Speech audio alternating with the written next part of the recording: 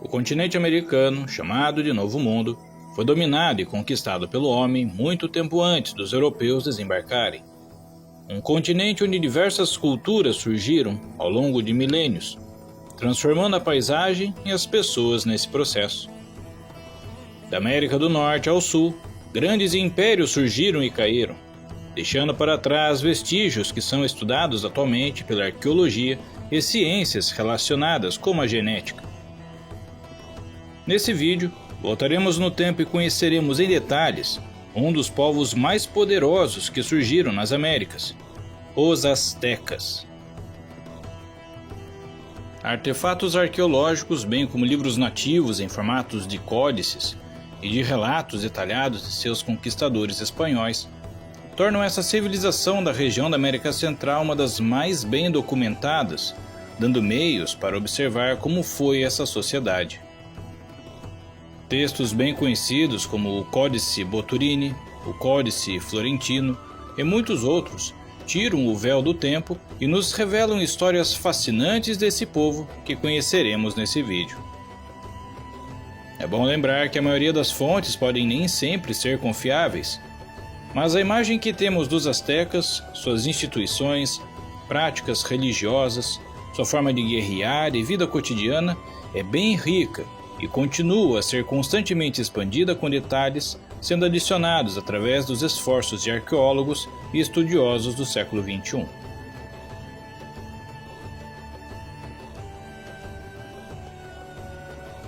As origens dos astecas podem ser rastreadas até povos de idioma náhuatl de etnia Nahua, que foram povos seminômades no norte do atual México, que migram para o sul em direção ao Vale do México. De acordo com os códices pictográficos nos quais os astecas registraram sua história, o seu lugar de origem era chamado de Aztlán, que até hoje não se sabe exatamente onde se localiza. O primeiro grupo de Nahuas a se separar do grupo principal no norte foram os chamados Pochutecas, que se estabeleceram nas regiões costeiras de Oaxaca, possivelmente já em 400 da Era Comum. Já por volta dos anos 600 da nossa era, os povos Nahua rapidamente dominaram o centro do atual México e se expandiram para áreas anteriormente ocupadas por povos totonacas e huastecas, povos descendentes das antigas ocupações maias na região e que estavam enfraquecidos por diversas disputas contra os povos toltecas, que dominaram a região até o século XI da nossa era. Os primeiros imigrantes que se estabeleceram no Vale do México assimilaram esses povos e já habitavam a região, e acabaram formando várias cidades-estados independentes, conhecidas como Altepete. E estas primeiras cidades nahuas eram governadas por líderes chamados de Tlatoani, um termo que significa algo como aquele que fala ou orador. Os povos conhecidos como mexicas, um dos muitos povos dessa etnia nahua, também chamados de astecas, chegam no Vale do México por volta de 1250 da nossa era. Época em que a maior parte das terras agrícolas já estavam tomadas por grupos de língua náhuatl, chamado de Acolhuas, que viviam onde veio a ser a cidade de Texcoco. Os mexicas convenceram o governante dos Acolhuas a lhes conceder um pedaço de terra conhecido como Chapultepec, uma colina estratégica e sagrada para eles, onde se estabelece. Os mexicas eram conhecidos por seus vizinhos como xiximecas, sendo esse um termo pejorativo, pois eram vistos como bárbaros nômades vindos do norte. De acordo com os relatos registrados na crônica Mexacoyote, o povo mexica foi atacado pelo rei Coxcoxtli de Culhuacán, uma das cidades mais antigas e poderosas, que os expulsa de suas terras em Chapultepec. Os mexicas, então expulsos, mudam-se para uma ilha no meio do lago Texcoco e fundam sua nova cidade, Tenochtitlán, em 1325. No idioma náhuatl, a palavra Azteca significa povo de Aztlán, que é considerado como um lugar mítico de onde esse povo teve sua origem e que originou vários outros grupos étnicos na Mesoamérica. Atualmente, o termo usado como Azteca é geralmente referido apenas ao povo mexica que fundou e dominou a cidade de Tenochtitlán, onde hoje fica a atual cidade do México. E gostaria de salientar que nesse vídeo usarei o termo Azteca ao me referir a eles, mas o termo Azteca era usado originalmente por eles para descrever todos os povos que teriam vindo de Aztlán na grande migração, onde os mexicas também fizeram parte. De acordo com os registros de Ximalpaín, um cronista naua do século XVI, em seu registro chamado de Relações, ele narra que durante a jornada mítica, a partir de Aztlán, o principal deus do panteão mexica, chamado Huitzilopochtli, determina a eles que agora seu nome não é mais o Azteca, você é agora mexica, deixando evidenciado que eles se referiam a si mesmos como mexicas, ficando claro a origem do nome do atual país, o México, denotando a grande importância cultural e política que esse povo teve na região.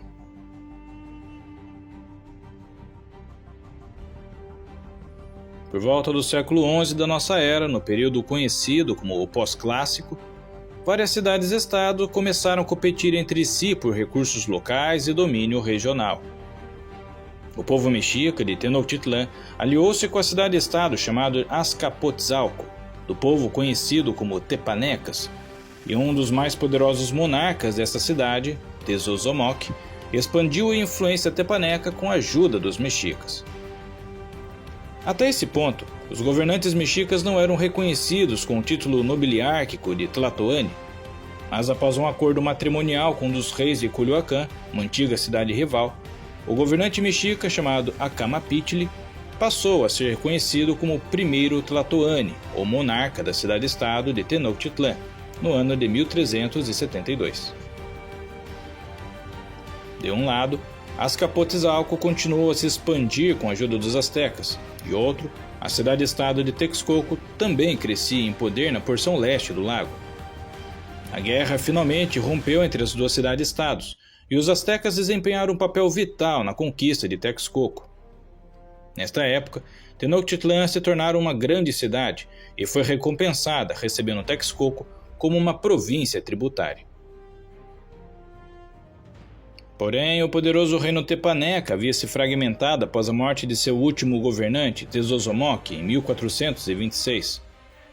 E seus dois filhos, Taiaú e Maxtla, disputam o trono, sendo que Taiaú foi inicialmente nomeado Tlatoani dos Tepanecas, mas acaba sendo morto por seu irmão Maxtla, que logo usurpa o trono e se volta contra as facções que se opunham a ele, incluindo os astecas governados por Ximalpopoca, o Tlatoani de Tenochtitlán, aliado de Taiaú. Ximalpopoca morreu pouco depois disso, possivelmente assassinado por Maxtla, e o novo rei asteca foi nomeado e seu nome era Itzcoatl, tio de Ximalpopoca. Ele fez com que Maxtla se acalmasse aumentando os tributos enviados a ele, aplacando seu avanço sobre Tenochtitlán. Porém, Maxtla se virou contra Texcoco e seu rei Nezahualcóyotl fugiu em exílio. E nesse exílio começa a juntar uma grande força militar dentro das várias cidades que se rebelaram contra Maxtla, e conseguiu formar assim uma coalizão composta de muitas outras cidades importantes da época, que eram a cidade de Chalco, Tlacopan, Tlatelolco, Huezotzingo, Tlaxcala e a emergente Tenochtitlán. Em 1427, da coalizão formada, 3 cidades se destacam na guerra: Tenochtitlán, Texcoco e Tlacopan, que avançam contra a cidade de Azcapotzalco, que é derrotada em 1428, e Maxtla é morto em sacrifício por Nezahualcóyotl. Após a guerra, se formou a chamada Tríplice Aliança, uma coalizão formada por essas 3 cidades que foi a base do Império Azteca. Após a guerra, iniciou-se uma campanha de expansão territorial onde os despojos da guerra, geralmente na forma de tributos dos conquistados, eram compartilhados entre essas 3 grandes cidades. Com o tempo, Tenochtitlán passou a dominar a aliança e seu governante passou a ser o Hueytlatóque, ou governante supremo, e a cidade se estabeleceu como a capital do então Império Azteca. A hegemonia do Império Azteca se deu a partir de 1430, e um dos fatores que impulsionou sua ascensão foi o seu militarismo, que era fortalecido pelo recrutamento de todos os homens adultos, sem exceção, quer fossem nobres ou não, se convertendo num grande estado beligerante. Seus famosos guerreiros de elite, vestidos como águia e jaguar, aterrorizavam os seus oponentes em batalha. E um guerreiro asteca comum usava armadura de algodão acolchoada, carregava um escudo de madeira ou junco coberto de couro. Eles não tinham espadas.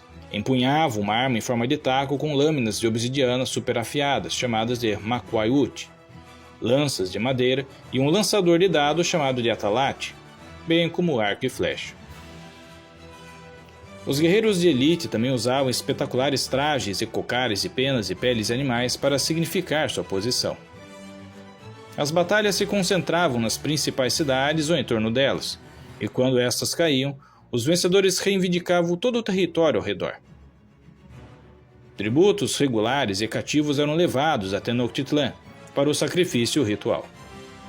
Desta forma, o Império Azteca passou a cobrir a maior parte do norte do México, uma área de cerca de 135 mil quilômetros quadrados.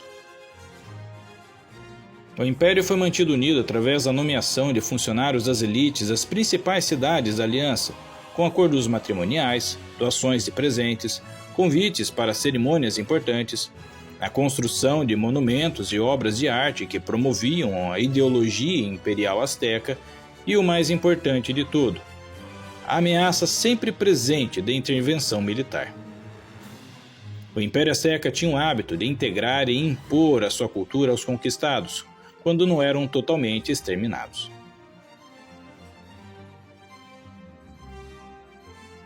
A capital azteca de Tenochtitlan foi formada em uma ilhota na margem ocidental do lago Texcoco, que floresceu ao ponto de abrigar até 200 mil habitantes no início do século XVI, tornando-se a maior cidade das Américas na época da conquista. A sociedade azteca era tipicamente estratificada, sendo que no topo estavam os governantes regionais, as elites da nobreza, os plebeus, os servos e, finalmente, os escravos. Os estratos sociais parecem ter sido relativamente fixos, mas há alguma evidência de movimento entre eles, especialmente nas classes mais baixas. Não era só a capital política e religiosa.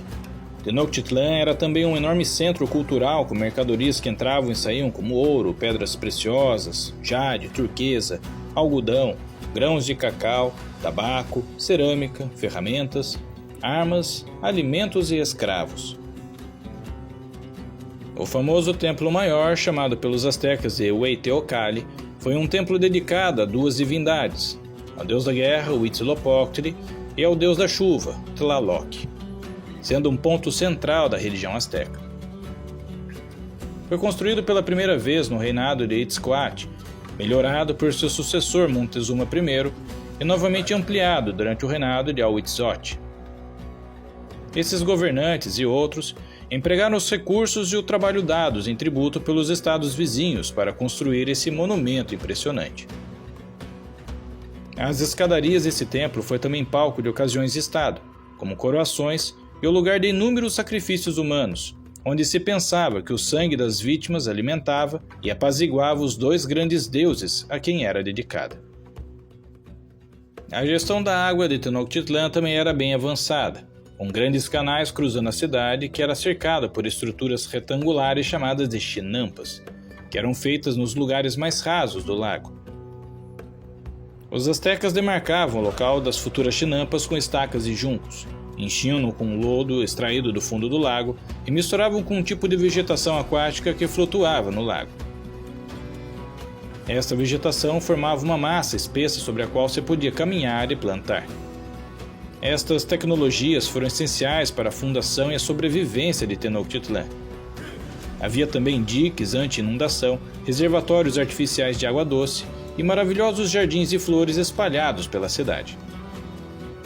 De acordo com Diego Duran, um frei espanhol e cronista do século XVI, os escreve no registro que leva o seu nome, o Códice Duran, onde eles eram senhores do mundo.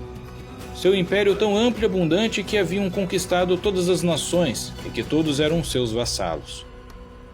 Os convidados, vendo tamanha riqueza e opulência e tamanha autoridade e poder, enchiam-se de terror.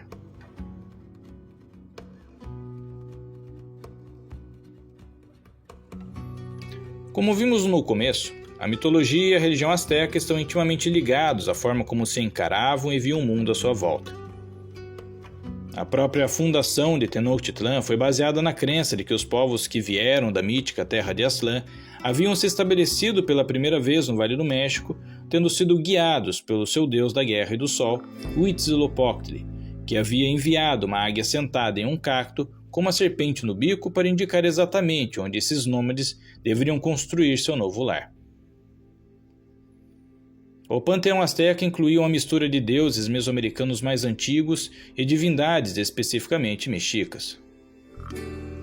Outros deuses importantes foram Quetzalcoatl, o deus da serpente emplumada, comum a muitas culturas mesoamericanas, entre outros, presidiam todos os aspectos da condição humana. O tempo das cerimônias em honra dessas divindades era ditado por uma variedade de calendários. Havia o calendário asteca de 260 dias, que era dividido em 20 semanas, cada uma de 13 dias, que levava nomes como Crocodilo e Vento.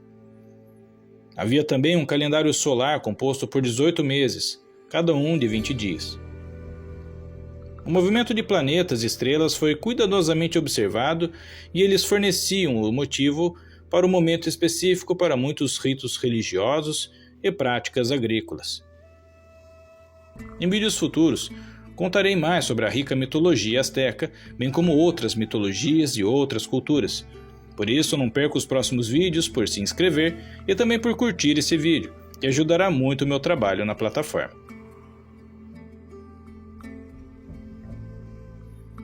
O vasto Império Azteca, que controlava cerca de 11 milhões de pessoas, sempre teve que lidar com pequenas rebeliões, mas estas sempre foram esmagadas rapidamente.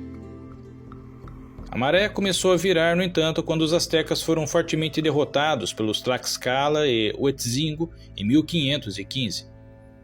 Com a chegada dos espanhóis, alguns desses estados rebeldes voltariam a aproveitar a oportunidade para conquistar sua independência. Quando os europeus chegaram navegando em seus palácios flutuantes e liderados por Hernán Cortés, suas relações iniciais com o líder dos astecas, Montezuma II, foram amigáveis e valiosos presentes foram trocados.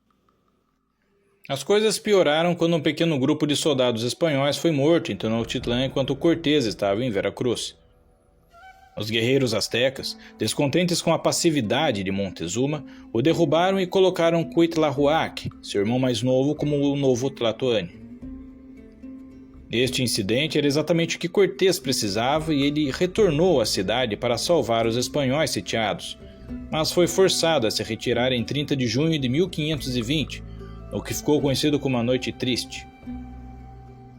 Reunindo aliados locais, Cortés retornou 10 meses depois, e em 1521 cercou a cidade. Sem comida e devastados por doenças como a varíola, que os astecas não tinham imunidade natural, agora eram liderados por um novo Tlatoani chamado Cuauhtémoc.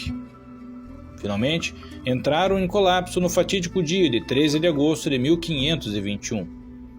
Tenochtitlan foi saqueada e seus monumentos destruídos. Da cinza surgiu a nova capital da colônia da Nova Espanha e a longa linhagem de civilizações mesoamericanas que se estendia até os Olmecas chegou a um fim dramático e brutal.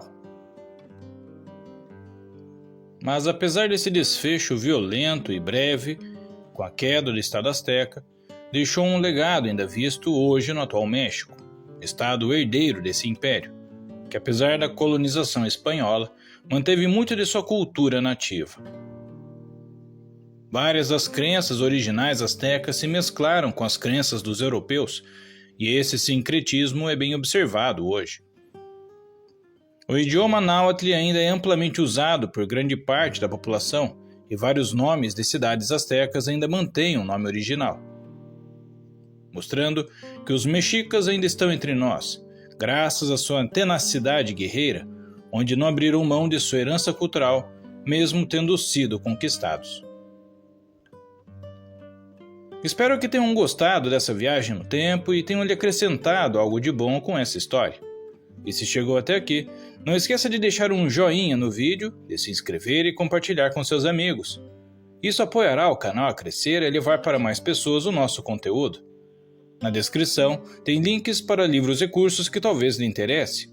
E se gosta de ler, há uma biblioteca com alguns dos clássicos da literatura a preços bem acessíveis. Muito obrigado e até a próxima história!